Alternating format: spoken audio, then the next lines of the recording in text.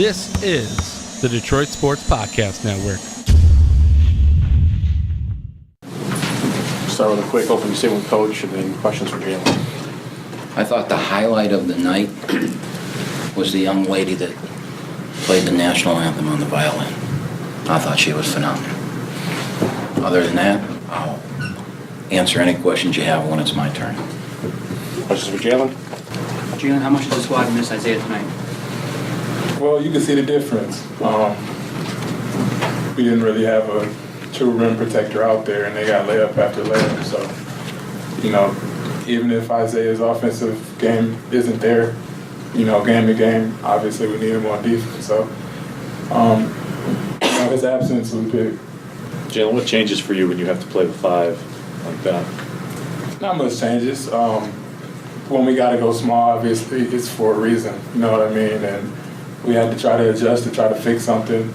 We weren't following the game plan to a T. We tried to adjust, but me playing the five, it doesn't make a big difference. Obviously, like I said before, we missed Isaiah, but not too big a difference. Jalen, any concerns now? Back-to-back games. Jaleel had 39. Rob Edwards tonight get 32. Especially the team that's emerging on defense. Any concerns that two guys were able to go off on you guys? But yeah, that's a big concern. We weren't following the game plan, like I just said. We're giving Rob easy layups after layups, easy uncontested threes. Game before that, Jaleel got easy buckets as well. So, got to follow the game plan, man. This week is going to be a big week for us. Trying to hit the restart button and get back to it. Any more questions for Jalen? Perfect. Thanks, man. Coach, how do you circle the wagons? Well, it's I don't think it's circle the wagons time yet. We've been pretty good on the road over the last couple of years and not very good at home. And that goes against college basketball. We've got to go on the road now. We've got to play 2 games against 2 pretty good teams, and we've just got to figure it out. And we've got to learn from our mistakes and what's causing our issues and fix them. And we've got all season to do that. We still hold our destiny in our own hands. We still believe that we are a good basketball team. We had a bad week. There was a lot of weeks in the season. We got to right the wrongs. I believe we can. I like our team. I like my team a lot. One thing I do think you have to understand is we're, 19 games into it now? And we're shooting probably the worst I've ever had a team shoot from the 3. We don't have the killer 3-point shooter like we've always had. We knew that at the beginning. There were 3 things that I talked about earlier in the year. 1 is not having the killer 3. 2 was rebounding.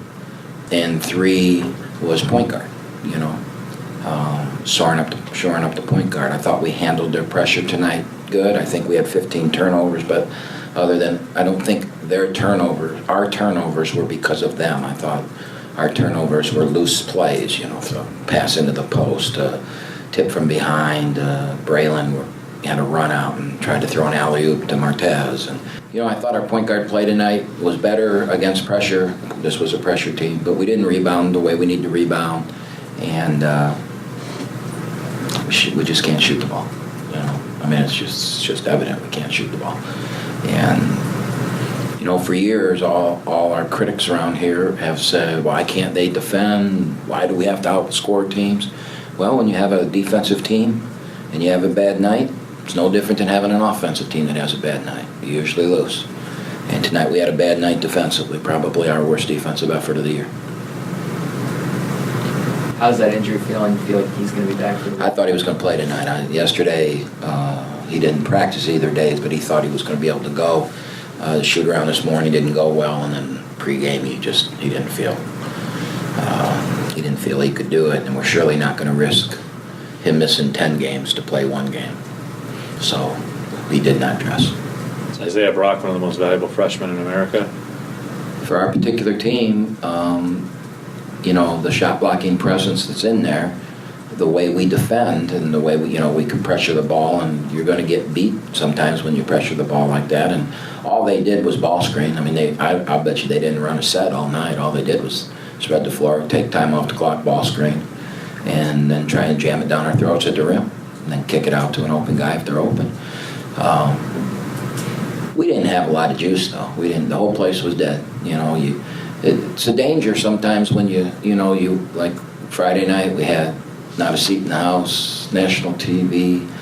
I mean, just raging enthusiasm and atmosphere, and then you come in tonight and it's dead as can be, and the place probably wasn't even half full, half full, and that probably counting the players. So, and we succumbed to that. We had no energy. We had no, it was very obvious. I mean, anybody.